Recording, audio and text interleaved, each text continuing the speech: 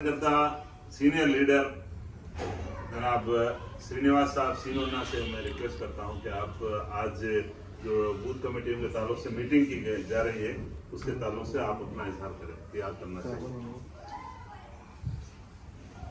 ప్రతి ఒక్కరికి నమస్కారం వస్తున్నది అందరికి బూత్ కమిటీస్ కి మనం ఎప్పుడు వేసేది ఎప్పుడైనా మనం బూత్ కమిటీలు వేయాలి। ఈ బూత్ కమిటీ ప్రతి ఒక్క డివిజన్ వైజ్ గా ఒక్కొక్క డివిజన్ లో ఉన్న బూత్ ప్రతి ఒక్క డివిజన్ ఒక్కొక్క పోలింగ్ బూత్ కి 10 మంది మెంబర్ లెక్క మనం కమిటీ వేయాలి। దీన్ని ఇది వేసినాక కూడా దీనికి మళ్ళీ డివిజన్ కమిటీ కూడా వేయాలి। డివిజన్ కమిటీ వేసి బ్లాక్ కమిటీ కూడా వేయాలి। ఇది మనం చేసి రేపు ఎలక్షన్లో కొట్లాడితే మనకి ఇంకా మెజార్టీ వస్తుంది।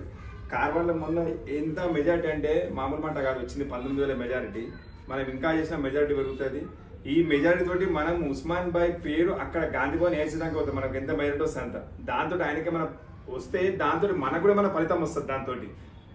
కాబట్టి మనం మాక్సిమం ఆయనంత మటుకు మనం చాలా చేయాలి, కానీ బూత్ కమిటీ మాత్రం ఫస్ట్ చేసేసారు మనం। తర్వాత మనం మీటింగ్ లో మళ్ళీ దాని గురించి ఏమున్నా పార్లమెంట్ ఎలక్షన్ గురించి మాట్లాడదాం మనం। Okay, thank you.